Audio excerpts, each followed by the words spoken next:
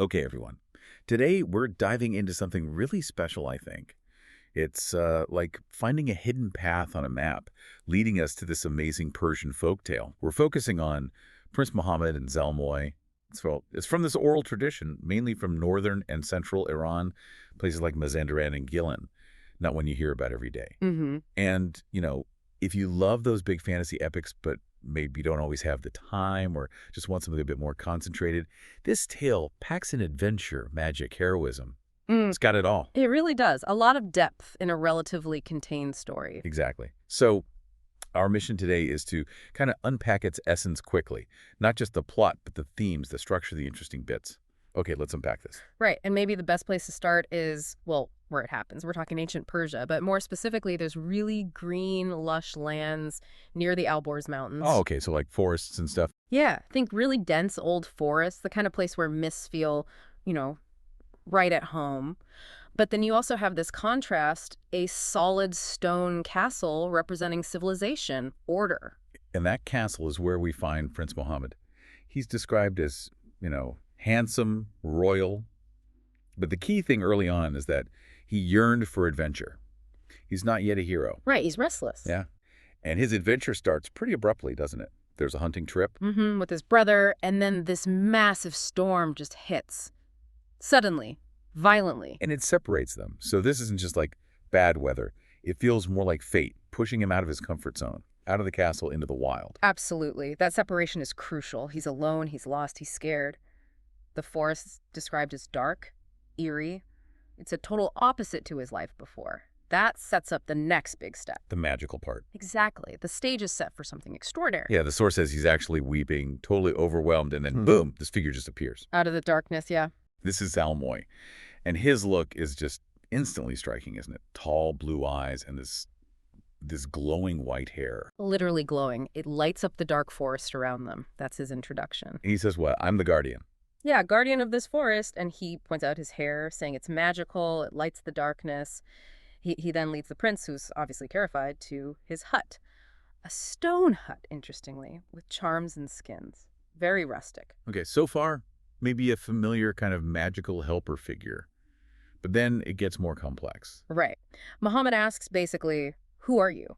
And Zal-Moy drops this bombshell about his origin. He says he was born of demon blood. Whoa, okay, hold on.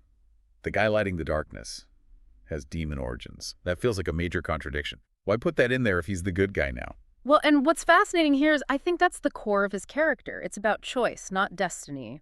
He explains that the magical white hair itself is the proof, the result of him breaking free from that darkness. So the hair isn't just magic, it's symbolic of his choice.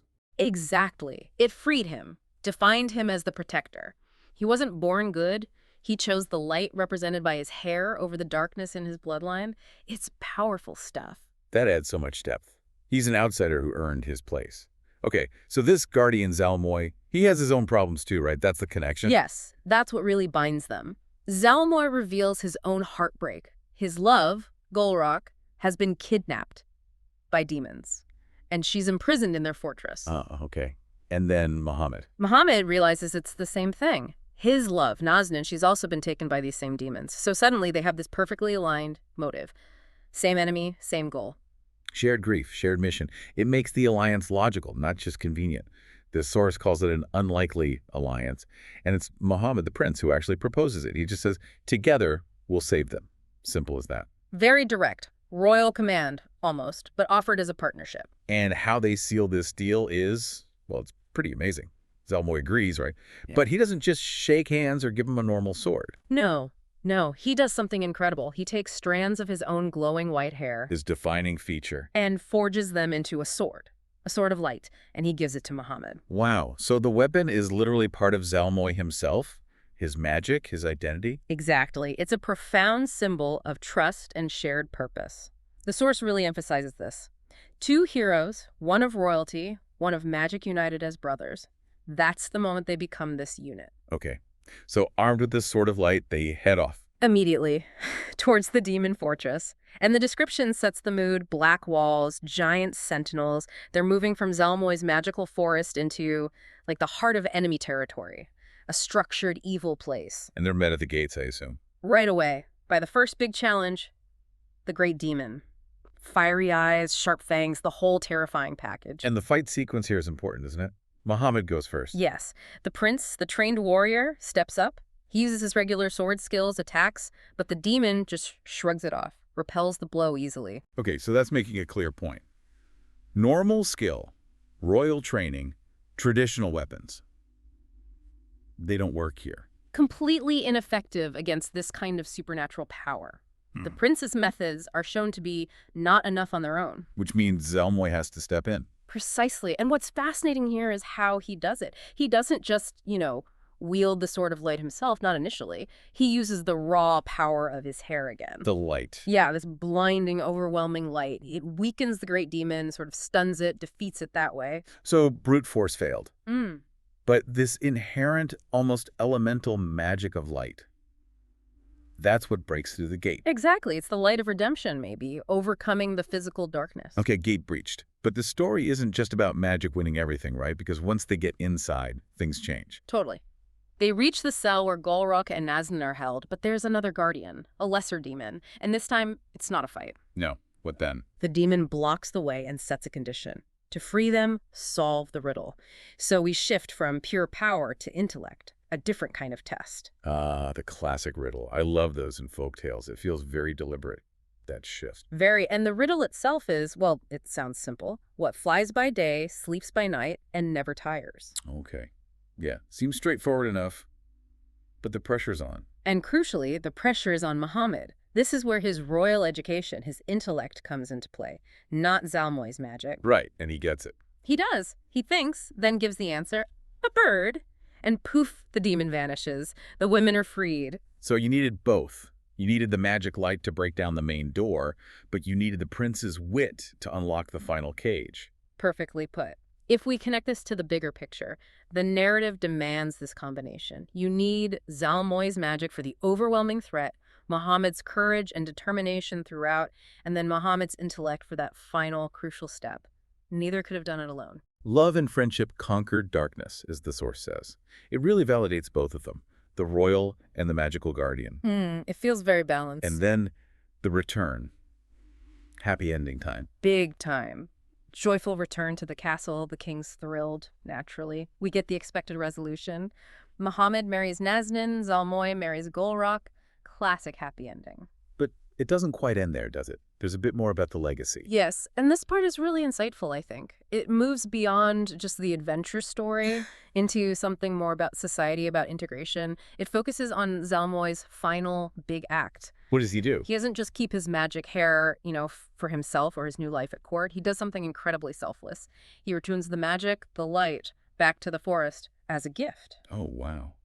To keep the forest safe. Exactly, ensuring its protection continues.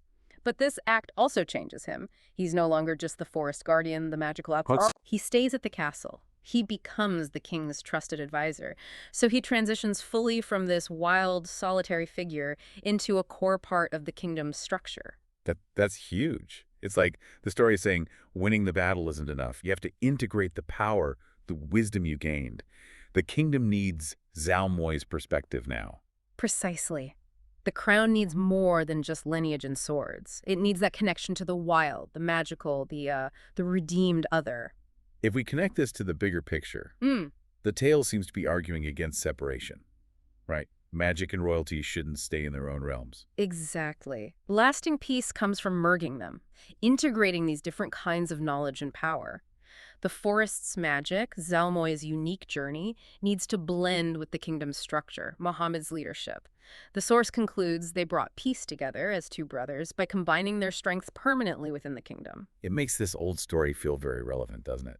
It's about collaboration, about governing by bringing different strengths together. Definitely. More than just a quest narrative. So what does this all mean? When we step back, what we've got is this really cleverly built story. You have characters who break the mold, the prince needing brains over brawn sometimes, the demon-born guy being the source of light.